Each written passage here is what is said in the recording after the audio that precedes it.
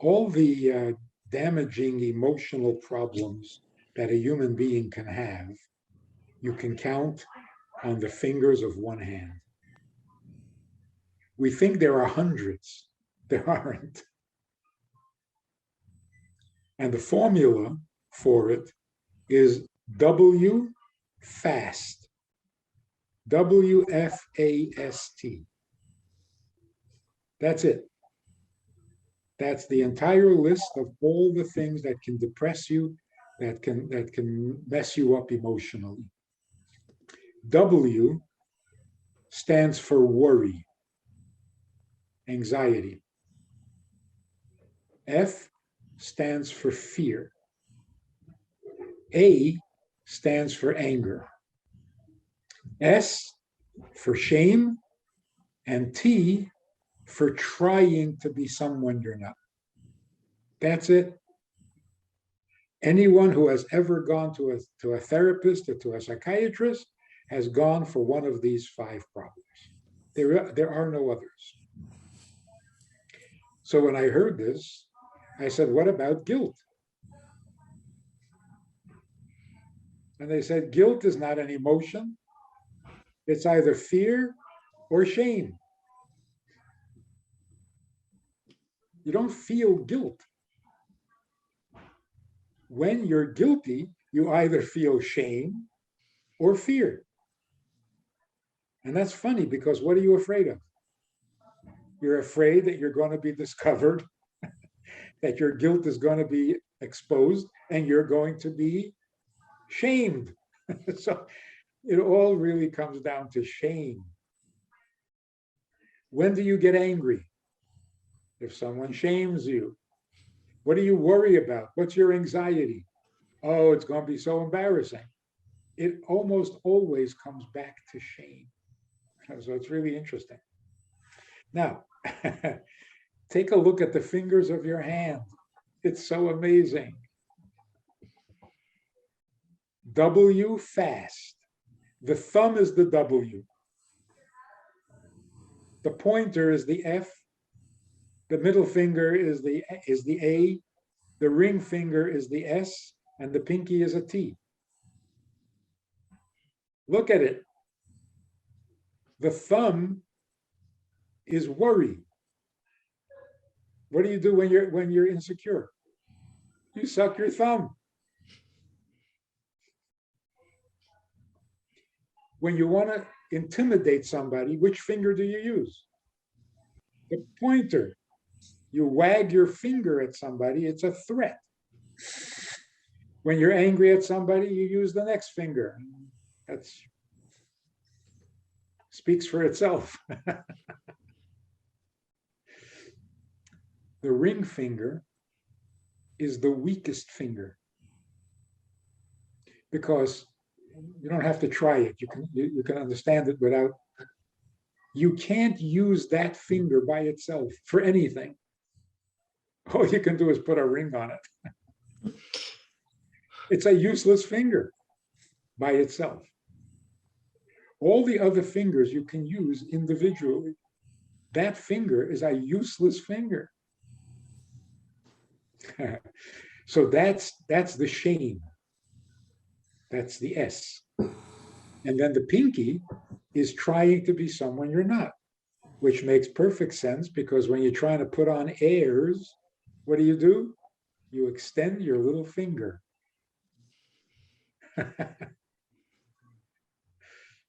The fingers match. It's really amazing, right? So, what exactly is guilt? There is no feeling of guilt. When a person says, I feel guilty, what you mean is you feel damaged. You're not as lovable as you used to be. You're not as acceptable as you used to be. You're not as respectable as you used to be. You have been diminished. That's the feeling of guilt.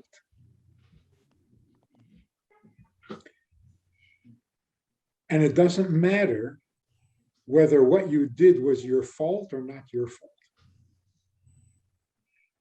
People who are violated or molested feel guilty. They're racked with guilt. And you keep saying to them, it wasn't your fault. And it doesn't help, because it has nothing to do with fault. Who's damaged here? The molester or the victim? I'm the one who's damaged. That's what I mean when I say guilty. So it doesn't matter whose fault it is. I'm going to end up paying the price, because they're not going to love me the way they used to. I have been diminished. That is the feeling of guilt. If you're talking about responsibility, I feel responsible for what happened, well, then fix it. If you're worried about the damage you caused and it's your fault, then fix it. Don't walk around feeling. So either pay for it or apologize, get forgiveness, and you're done. But what do you do about your own damage? You can't apologize for that. You can't ask forgiveness for that. You're damaged in the context of some relationship. So, for example, a married woman is raped. She feels guilty. What does she mean by guilty? My husband is not going to love me the way he used to. I'm damaged. The people in my community are not going to respect me. They're going to look down at me. They're going to pity me. I hate that. Right? So the damage is always in a relationship. So if you can identify whose love do you think you've lost, whose respect do you think you've lost, ask them, don't assume. So children who feel guilty, nobody's going to love me. Okay, that's out of control. Who do you mean by nobody? Identify the people and ask them. And if they say, no, we still love you, and then knock it off. The person who says, yes, they all forgive me and they all love me and they all accept me, but I can't forgive myself. Okay, now you're just being crazy. You're wallowing in self-pity. You don't need to forgive yourself. You're not the judge. So just like self-love, self-approval, self-forgiveness, that's nonsense. That's like talking to yourself. That's not what talk was made for. Communication was not meant to communicate with yourself. So don't talk to yourself, don't love yourself, don't forgive yourself. Find whose opinion matters and see if they forgive you. See if they still respect you. See if they still love you. And if they do, then stop whining.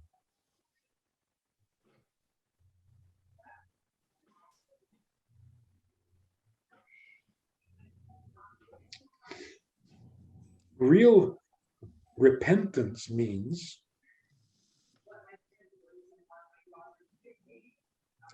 I regret who I hurt, not I regret that I got hurt. So guilt means I got hurt and I don't know what to do about it. Repentance means I'm upset with who got hurt and I want to fix it. So Bernie Madoff, for example, who stole $50 billion, he says, I'm repenting. I regret. I will never do that again. Turning over a new leaf.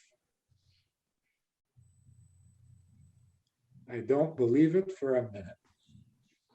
If he had an opportunity again to steal $50 billion, he wouldn't do it. Of course he would. I mean, why not? So that kind of repentance is not convincing. The same reason that you did it the first time, you'll do it a second time. Nothing's changed. Maybe you'll be more careful not to get caught. But imagine if Bernie Madoff says, one of the people whose money I stole was a woman who survived the war, was all alone as a young woman, struggled all her life to put together a few dollars, finally saved up a little egg nest and invested it with me, and I stole it from her. And now she has nothing. I would never do that to her again. I believe you. You wouldn't do it to her. This I can believe. You wouldn't do it. I don't believe you. So real repentance means not I regret what I did. I regret who I did it to. That makes sense? It's more believable because you've added a new ingredient. I stole $50 billion when I could, but if I could again, I wouldn't. Why? What's different? The money is still good. But when you realize who you stole from, okay, now you're adding a new ingredient. I didn't know whose money this was when I stole it. I had no idea. Now that I find out who my victim was, no, to her, I would not do that again. See, that's believable. But don't tell me that you won't commit the same sin twice because you're repenting. I have no idea what that means. It tempted you the first time, it'll be tempting the second time. Nothing stopped you the first time, nothing is going to stop you the second. Unless you add a new concern. So, for example, a Jew eats pork, and then he said, oh, I regret that, I'll never do it again. Why not? Didn't taste good. When he ate the pork, he wasn't thinking about God. Now he's been thinking about God, and he's thinking, why did I do that to him? And that's what he regrets. He regrets who he did it to, not what he did. The pork was delicious. Thank you very much.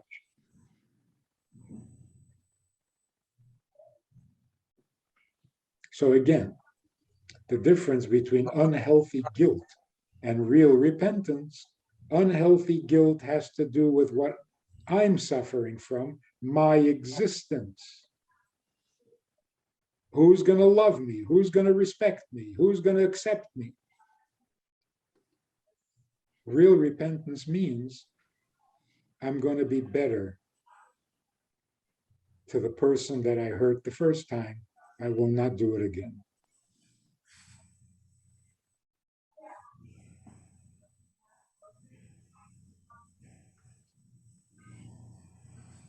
So true regret means I'm not worried about my existence. I want my life back. And life means what I do for others. Now, sometimes, just to get it a little complicated, sometimes the party that you violated is your own soul. It's like, what did I do to myself?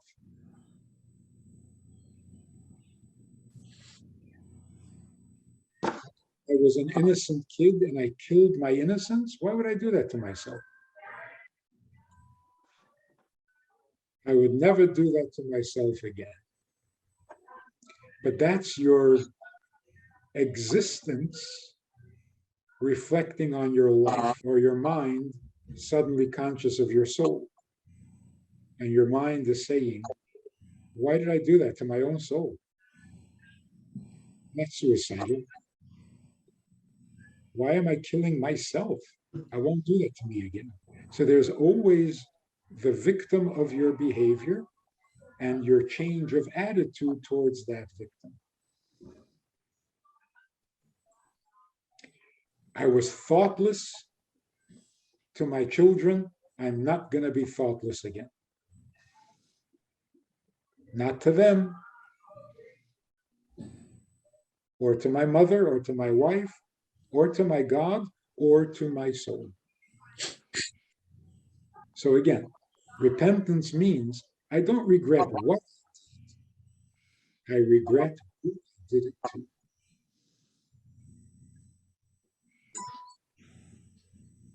Now you're becoming a healthy person. But if you're worried nobody's going to love me, that's not healthy. Your mind regrets what it did to the soul. What did I do to my innocent self? I never meant to harm it. I just wasn't thinking. So the best explanation is if you molest a child, you've destroyed his innocence. Terrible thing to do to a child, right? Well, what about the child in you? What did you do to the child in you? Same thing. You never meant to lose your innocence. You just weren't thinking. Now that you've thought about it, you would never do that. That's a subject like you say, we need to talk about it a lot because the loss of innocence is probably the most painful concern any of us have. Loss of freedom, loss of money, loss of health, not as horrible. The loss of our innocence, it's we can't live with that. There's got to be a way of regaining our innocence. That's I can't forgive myself because if I forgive myself, it means I don't regret. Which means I haven't gotten any better. But the truth is, if you killed somebody, what good would it do that you forgive yourself? You're not the victim. You're not in a position to forgive. If you want forgiveness, you got to get it from the victim, and he's dead. Or the family, or from God, because God said, "Thou shalt not murder." So what you did was not a sin against yourself, so that you have to forgive yourself.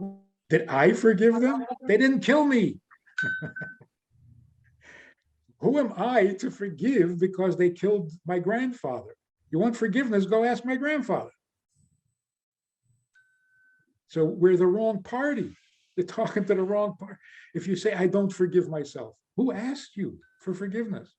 So if you go, proactive, you want your innocence back. Now you're talking. But just keep feeling guilty? What is that? You see, we talk so much about guilt. And we try to understand guilt, and we analyze it, and we read about it. What is the alternative to guilt? What's the opposite of guilt? Innocence. But we never talk about that. We never have a book about innocence. We have all sorts of books about guilt. But if you don't know what innocence is, then you really don't know what guilt is. Guilt means the loss of innocence. See, no baby is ever worried that they're not going to love him. Everybody loves a baby. That's innocent, unblemished. That doesn't mean good, by the way. All children are innocent, absolutely. Are all children good? No, they're little devils. They're horrible creatures. If you don't watch it, they'll kill their sibling. 2 years old. No, they're not good. Goodness has to be learned. But innocence, you're born innocent. And that's why the loss of innocence is so disturbing because you've lost your own true nature. You're born innocent. You can't mess with Mother Nature. So a loss of innocence means, who are you? What creature are you? Because you were born an innocent creature. And what happened? That's much worse than finding out that you're stupid or that you're clumsy or that you're unreliable. Those are just details. But your innocence, that's the real you. So who are you without your innocence? It's damage, it's devastating. So can we regain innocence? Question really is, can you lose innocence? If that's your nature, if that's how you're born, can you change your nature? Can you change your stripes? You really can't. What happens is the layer of guilt covers up your innocence. It's like you've been tarred and feathered, but underneath the tar, you're still you. Question is how to get back to that. You don't have to recreate innocence. It's buried. So dig it up. Get the dirt off it so that you can see it again. That's the process of real repenting. Repenting means get the dirt off my innocence because I can't live without it. We cannot live without our innocence unless we're monsters. Then there's nothing to talk about. The real sociopath who has no sense of innocence. That's a monster. I don't know what the solution for that is. But anybody with a little guilt means I still want my innocence. I'm miserable without my innocence. That's guilt.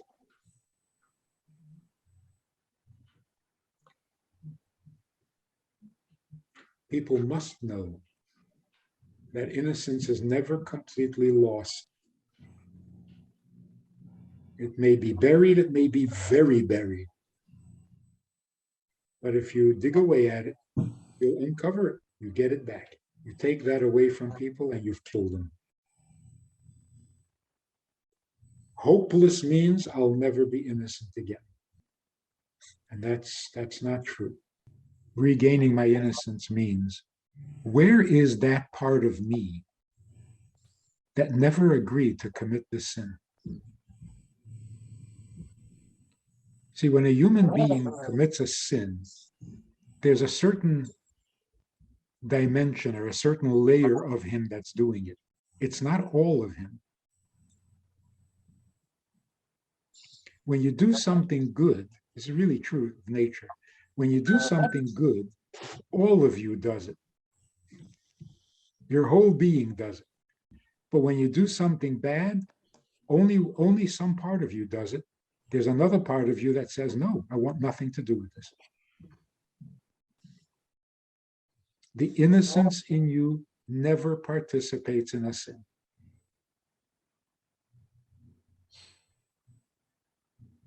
And that's what conscience means. You get caught up in the passion of the sin and you commit it. When the passion calms down, the part of you that never wanted to sin says, why'd you do that to me? I begged you not to do that. That's your conscience. So the conscience means the part of you that did not sin is now upset.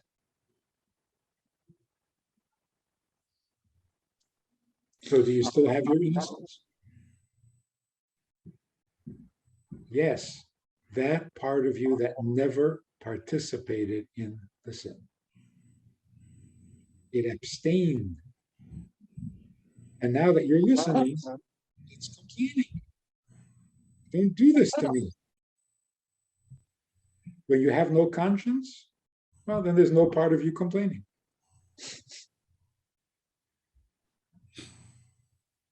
That's called a total sinner. There are different instincts, different passions, different pleasures that draw your attention. The innocent part of you will never participate in what is not innocent. It's just by definition. The pleasure of disobeying, right? The pleasure of breaking rules, the pleasure of going against the grain. That's not a basic nature. It's a temptation. Of all the sorts of pleasures a person can get, there's the pleasure of danger, the pleasure of risk, the pleasure of just being oppositional. That's not your nature. Those are impulses. But innocence is not an impulse. Innocence is the state in which you are born. So you can debate your impulses. You can't debate innocence. It's like God gave you a life, and it was perfect. Now, what are you going to feed it? How are you going to dress it? You can feed it healthy food. You can feed it not healthy food. You can dress it in nice clothes. You can dress it in ugly clothes. If the clothes don't fit, it's uncomfortable. You want to call it your soul? If your behavior doesn't fit the soul, it makes the soul uncomfortable. And the soul gets buried and silenced under the weight of this inappropriate behavior and so on. So the behavior is antithetical to the soul. So the soul is frightened or hurt or squashed. But when it gets a chance to speak, it will complain, and that's your conscience. So, it's like a person says, I came into this world innocent and I'm dying with my innocence intact. That's amazing. Most people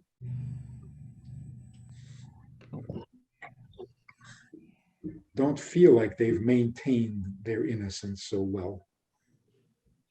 But when you get it back, that's even better than not having lost it. Because when you're innocent as a baby, you're just a baby. But if you can be innocent as an adult, that's powerful. There's a difference between childish and childlike.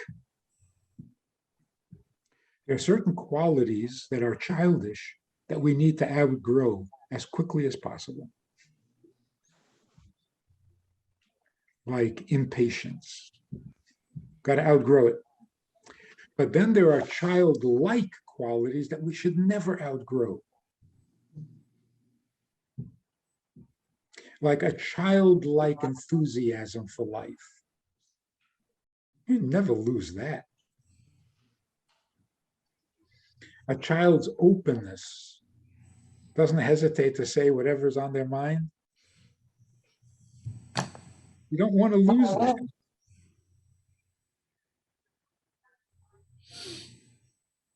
A child's curiosity. You don't want to use. So there are adults who still have those childlike qualities, and that's wonderful. Childish, that you got to get rid of. I want to invite you to join us as VIPs, partners in our work, and join us also for a personal chat with other members of the VIP club. We talk about many things. There's an opportunity to ask, to respond, to make a comment, to meet the other supporters. And together we can really make a difference in Jewish life and in life in general. So join us. It's goodtoknow.org. Log in, call, make contact, and join us with the VIPs.